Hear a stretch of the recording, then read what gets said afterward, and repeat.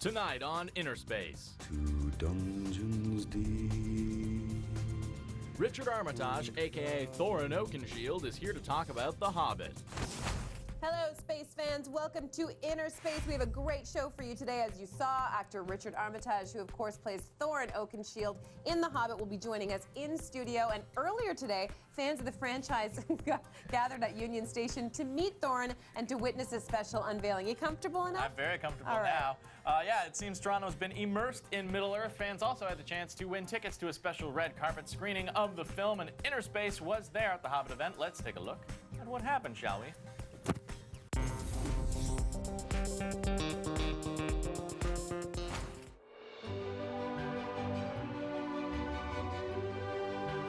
Group of guys with Gandalf hats and posters and Lego sets, so it's really great to see everybody. And to come to Toronto and say hi is a real honor. I took the first train in. I was here at 6 o'clock in the morning. I came here specifically to get this ticket to see The Hobbit tonight and to meet Richard Armitage. I've been a fan of Richard's for over 10 years. He's a brilliant actor. I was so excited to hear he'd been cast as Thorin Oakenshield in The Hobbit. So I can't wait for the movie to come out. I think the people that are here today are people that adore The Lord of the Rings, and I think they were completely immersed and mesmerized by Peter's realization of the trilogy. And the prospect of returning to Middle-earth in Super 3D is something which is irresistible. It's a big adventure, and it's sort of non-stop. You have to take a big exhale at the end of the film because it's exhausting but thrilling. It's great to be having this promotional event at Union Station because it's where so many journeys begin and end. And the name of the first movie is An Unexpected Journey. Home is now behind you. The world is ahead.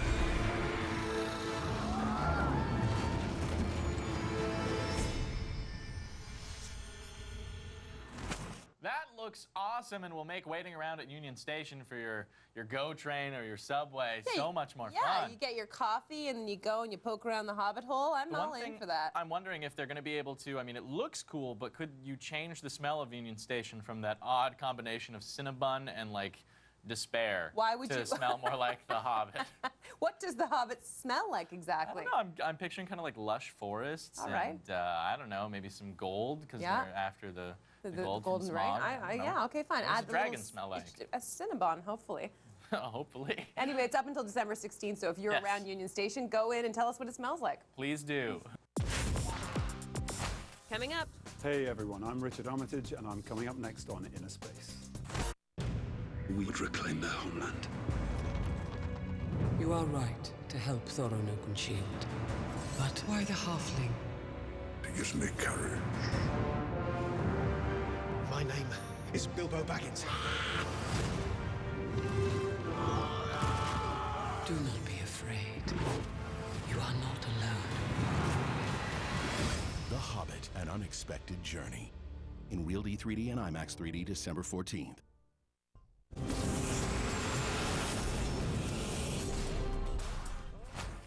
I like visitors as much as the next Hobbit. But I do like to know them before they come. Visiting. Mr. Baggins? At your service. I'm surrounded by dwarves. What are they doing here? Oh, they're quite a merry gathering. So, this is The Hobbit. You asked me to find the 14th member of this company, and I have chosen Mr. Baggins. Me? No. Hobbits can pass unseen by most if they choose, which gives us a distinct advantage. We will seize this chance to take back Erebor! Here, Mr. Bilbo! Where are you off to? I'm going on an adventure! Welcome back, everybody. That was a clip from The Hobbit, An Unexpected Journey, which opens in theaters December 14th. I'm so excited. So excited, too. And joining us in studio right now is Thorin Oakenshield himself, Richard Armitage. Thank you so much for being here. Thank you for having me. So, as we saw earlier in today's show, a whole bunch of The Hobbit is going on at Union Station this morning, and obviously it's had its world premiere. So what has the fan reaction been like to The Hobbit so far for you? Do you know what? We were in Wellington on Sunday, and the response was incredible. I mean, just the response to the premiere being there. Yeah. I don't think many of them had actually seen the film, but the atmosphere was so amazing. And Neil Finn did a set, and they flew a huge jumbo jet with our faces painted on it over the red carpet. But Yeah, everyone's really excited to see it, and the response so far has been pretty awesome. I'm not surprised at all. You actually were in the stage production of The Hobbit, where you played an elf. If I'm not mistaken, is that true? You've done your research. I have. Now that you've done a dwarf and an elf, can you talk about the comparison? Which one you prefer? Yeah, my little nephew actually described this. He said, you know, hanging out with elves would be like watering plants and doing the gardening.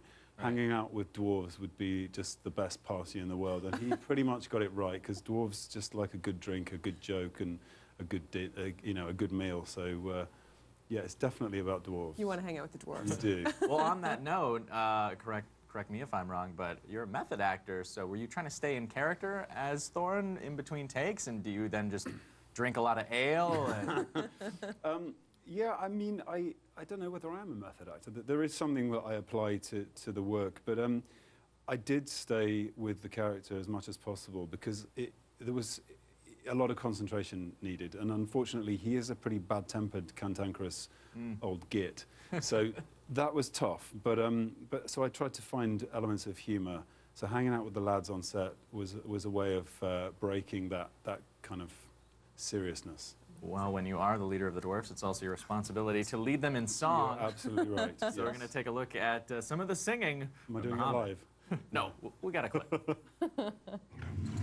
Far over the misty mountains cold,